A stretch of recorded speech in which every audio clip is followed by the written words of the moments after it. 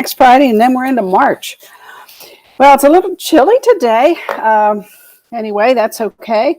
I don't mind it. We'll all be wishing for this weather in July, I'm sure. Hopefully, everybody's okay. Uh, anyway, um, 23 days of inventory. Okay. That's because we're selling 107 homes a day. We're listing 109 as of yesterday anyway, and it's all good. It's all good because, like I said in class, I think it was yesterday we had the class. It was a wonderful class, Advanced Strategies, and we went into a lot of basics. But one of the things that we were talking about is changing and reframing. We sold 50,735 homes resales last year, plus another almost 12,000 new homes. So 62,000 homes that we sold last year doesn't sound like a lack of inventory. We are just selling them as fast as we list them. So I think we need to reframe the talk about low inventory and show how you are an authority in this marketplace, and you understand, and you want everybody else to understand that if they want to sell their home, there are homes out there to buy. They come on the market, they go off the market, so that the service perhaps that you provide is finding them a home before soon enough that they can perhaps make an offer. Maybe we're going to see the contingency come back. I don't know.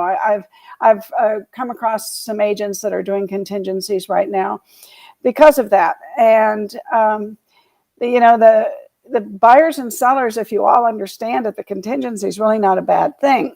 Excuse me, this morning, because homes are selling, and so the home that's the offer that's contingent upon someone's home selling, and that home's going to sell like within 2 weeks or 23 days or however long. I mean, we don't see homes staying on the market longer than 2-3 weeks.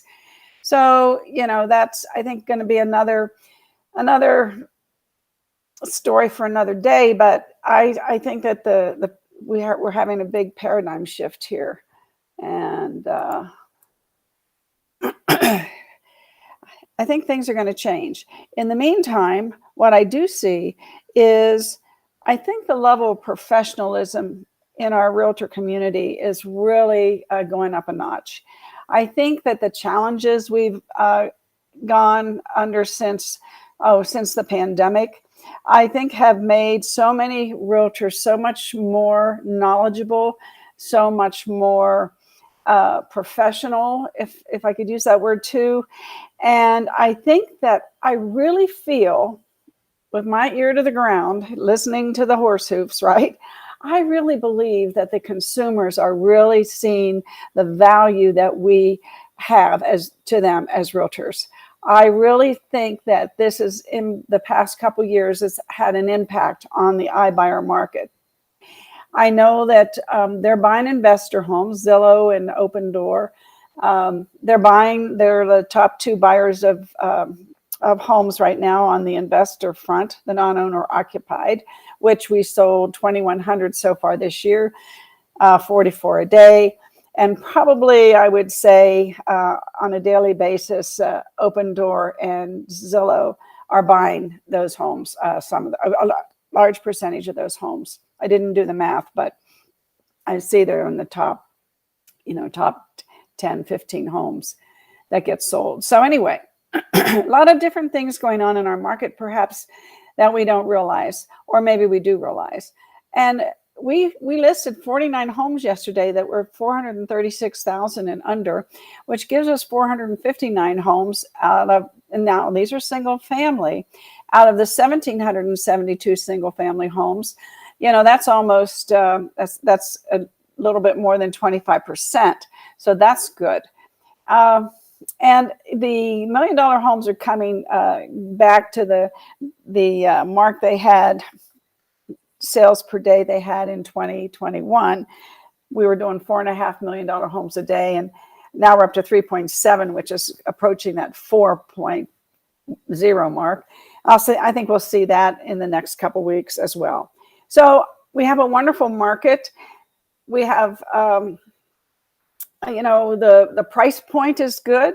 If you can make $10,000 on a deal, and you can do 1 or 2 deals a month, my gosh, I mean, even if you just do one, you're in the 100K mark.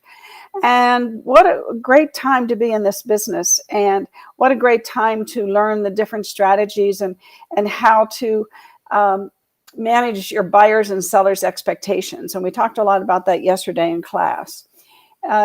So I just think that y'all are doing such a fantastic job. And well, who am I to judge? Well, I've been a broker for 34 years, and I've seen a lot of markets. They go up, they go down. The interest rates, they go up, they go down. And I've seen thousands of real estate agents over those years have worked for us. When we were the number one RE/MAX in the world, I mean, we had 150 agents. And anyway, we've seen a lot, been here a long time. And I just think that the job everybody's doing is going to really set the tone for our industry for the next 2 to 3 years easily. Y'all are just fantastic, and just keep it up. And we see that the numbers of people that are taking our classes continues to increase. Good morning, Frank. There's one of our stellar realtors right there. We see that the number of people taking our classes has increased. And what Jimmy and I have seen over the past 3 years, your questions, right? Who's in control of the conversation? The person asking the questions. But then we always say, everybody, but how good are your questions?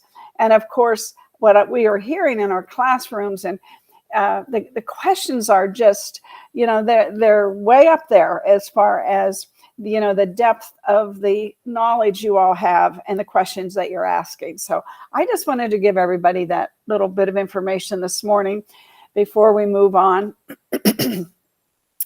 Jimmy says, I talk about farming. Yes. I talk about having a database. Yes. And a database is only as good as your ability to retrieve what you want to say, your special message to that special group.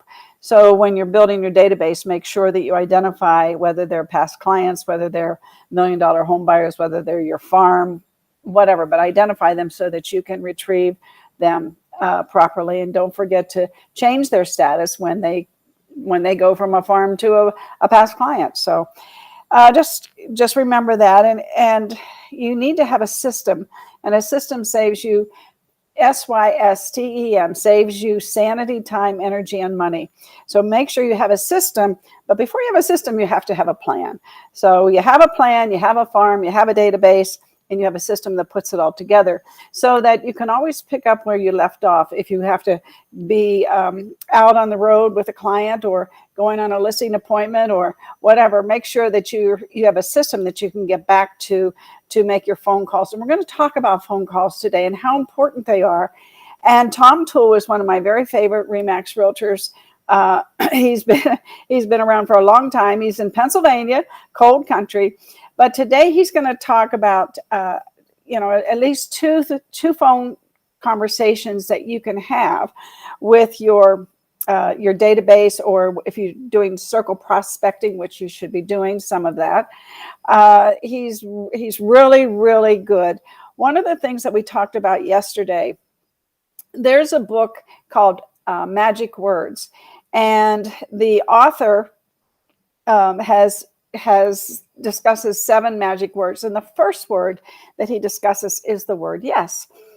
And what we've learned from reading the book, hopefully you all are reading books, hope you take the time, you can listen to them. But anyway, the word yes, if you can get somebody to say yes 3 times between you and your client or your prospect, and yes, yes, yes, the percentage increase goes from 18% to 32% that you will do business with that person, or that person will do business with you. So yes is a very important word. There's 7 magic words, and I would encourage everybody to, it's a short read. It's a good book. You can listen to it or you can read it. Anyway, that's my book of the day for the day. But let's get on with the, I had a quote too. Let's see, where did I put my quote? It's kind of a funny quote. Let's let's see the funny quote here. I've got all the money I'll ever need if I die by 4 o'clock. And Henny Youngman said that, and I always thought that was funny. And I just found it, and we play. I think this was on yesterday's class, that, or maybe the day. We've had 2 classes this week, so I'm not sure which one it was. But anyway, I love that quote. Anyway, let's get on with this show today, because we're going to listen to Tom and Tom. Back to confidence and conversion. I've got Tom Toole. We're talking about 2 opposite ends of the spectrum in terms of what to say. Circle dialing to past clients doesn't get any more different than those 2. Yes. Tom, someone right now is saying to themselves, I understand the value of circle dialing. Like, I hated it, but it's where we're finding sellers for a percentage of the market. There's got to be more than one way to do it. Sure. So talk to us. What should we be saying? To give some context, I got into real estate before Zillow existed. Right. And most of my business came from working my sphere and circle dialing around neighborhoods where we sold property. So this is a really good topic. So circle dialing, to me, there's really 3 or 4 ways you can intro it. And then the beauty is the follow-up questions are all the same. Easy, yeah. So the first way I would start is ring, ring, ring. Hello. Hi, Tom. My name's Tom. I'm a local agent in Westchester. Did you see the home that sold up the street and what they got for it? No. So 123 Banana just went $50,000 over the asking price with 6 different offers. So congratulations. Wow. The value of your home just went up, and we've got other people looking to move into the neighborhood. Do you know anyone else who's thinking about selling? That's a great little intro. It's perfect. And then all the other stuff, like if you were to move over, you're going to ask them, right? If they're interested, but right? Don't ask them. Ask if they know anybody. Okay. That's really critical. So what's the second intro? You got an open house. Ring, ring, ring. Hello. Hey, Tom, it's Tom here. I'm a local realtor in Westchester. I just listed your neighbor's home, and we're having a neighbors-only open house on Sunday before the public one starts. We've got it listed at $900K, which I know is a lot more than anything that's sold for in the neighborhood. Did you want to stop by and check out the property? Yeah, we'd love. Which property is? 123 Banana. Right, easy. And then it's just get them there. Because if you get them there, then you're going to kill them with kindness face to face. You're going to convert at 10% from open houses. You're already face to face with them. That makes it a lot easier for any agent that's out there. Are there other intros you're finding that are effective? Sure. You can call the active listing. It's you let them know, hey, I just listed it. It's kind of like the open house one. Yeah. Better yet, when the home sells, right, and you've closed it, hey, did you see what we got for the property? Okay, so ring, ring, ring. Hello. Tom, hi. This is Tom. I'm a local agent in Westchester. I was calling you because we just closed the home on Ferry Road about a day ago. They got $950 for the property. And I didn't know if you were aware of it. I know a lot of people aren't in that decision-making phase, and I wanted to see if you know anyone else who's thinking about moving, because that's a crazy price. What did they sell it for? $950. Wow. I bought this house like 25 years ago. Probably went up a lot. It's gone up a lot. What was your name again? My name's Tom Toole. I'm with RE/MAX. Right. Like that's right. And then just what I love about it, Jeff Mays, when he was on the show several months ago, he said, hey, man, it's service calls. Yep. I'm just letting everybody know, like, did you hear about your neighbor? Congratulations. Your home's gone up in value. And it's it's actually like a really nice phone call to get versus like, hey, if you thought it's right, like close. It eliminates the commission breath, and you're giving value. And most people, they don't pay attention to the market unless they're in that 6-7% that's thinking about transacting. Right. So let's flip it to, what are you saying these days, or recommending your agents are saying to our past clients, to our sphere? So here's the hack. Don't talk about real estate when you call them. Right. Ring, ring, ring. Hello. Tom, hey, it's Tom Toole here. How's it going, man? What's up, Tommy? What's shaking? Just wanted to, we're working hard like everybody else. Wanted to see how you and the family are doing. I know it's been a couple years since you moved into Ferry Road. Obviously very grateful for the relationship. How's the house treating you so far? Man, the house is so awesome. I mean, it's a little cold right now. We're always concerned about pipes and all that kind of stuff. But you know my wife, man. She loves this old style property. Like, it's cool. We're doing good. I'm glad How you're about you enjoying guys, it. man? Everybody good? Yeah, we're hanging in there. I mean, virtual school, kids in school, pandemic going into year 3, all the fun stuff that everyone's dealing with, right? I hear you, brother. I hear you. We got to get together for a drink, man. I'm in. I mean, we're happy to do that. So I'll shoot you. I'll text you some dates here. So yeah. How's work been for you? I know you were kind of in and out of the office a little bit. Yeah, I mean, it looks like we're going to go 100% virtual for a while. Like, I mean, it works, man, but I just miss the energy. I miss the, camaraderie. But, hey, man, less miles on my car, and, my kids are out, right? So it's way easier. I couldn't even imagine, like, if you guys were in that situation with a 9, 7, and 5-year-old. Yeah, it'd be tough getting some work done. I think the first day of virtual work, my son shot me with a Nerf gun on a webinar or something. So I hear you. So work's good. I mean, it sounds like Yeah. that's going Yeah. well. Yeah. You guys got any like vacations planned? Are you doing anything fun when it warms up here? Man, we're trying to get to, Southern Philly, aka Florida. Just, I don't know, man. Have you guys been to that Breakers Hotel yet? Yeah, Breakers it's pretty sweet. Pretty sweet. It's my wife loves that place. So yeah, I mean, we're just trying to figure it out. Like we talked about doing a ski trip, but it's too cold, man. I don't want to go from cold to cold. I want to go cold to warm. So I get it. I'm with you there. yeah, Cool. Well, yeah, look, hopefully soon. so next week or two are a little busy for me. Why don't we look for like the end of the month? I'll shoot you a text with a couple dates. We can meet Yeah. up with you and Kathy. Yeah. Grab a pop or so. And if you need anything in the meantime, we're here. And it was just good connecting with you, Tom. Yeah, man. And that's it. 'Cause guess what? They know you're a realtor, right? If, Right. if they want to talk about real Right. estate, they're going to ask you. Right. And I was just letting you just go because I know, like, eventually we're like, hey, man, like, what's going on in the market? I hear there's no interest. Like, let's play a game. Ready? So, sure. Tom, hey, man, I totally appreciate you calling, and it's good to hear your voice, and please give my best to Bridget and the kids. Can I pick your brain for a second? Yeah, sure. I am reading every day, man, Bloomberg, Wall Street Journal, inflation, and then I look around the local marketplace. I was on Zillow the other day. There was no homes for sale. There's no homes for sale. We got inflation. Everybody says it's either, investing in like those inflation, whatever funds, right? Buying more real estate. Like, what are you guys seeing? How are you guys even surviving if there's no homes for sale? So you're seeing it from someone that's not in the market, which is a very different perspective than a buyer who's looking for a home or Yeah. a seller who's ready to transact. And what we know is that there's more homes that sold in 2021 than 2020. So even Really? though inventory is not sitting on the market long, Yeah. we're down to less than a month's supply in the suburbs, about 2.5 months in Philly. So we've seen that the inventory has shrunk down a lot. So more homes sold? More homes last sold, they're year just not- in the pandemic. Yeah, they're just not sitting on the market. Really? Because I mean, everyone says the same thing. There's no homes for sale. I was talking to a friend who wanted to sell, which I got to give you his contact info. But he was like, I'm just really concerned about selling because there's nothing on the market. They know they could sell for a record price, but where are you going to go?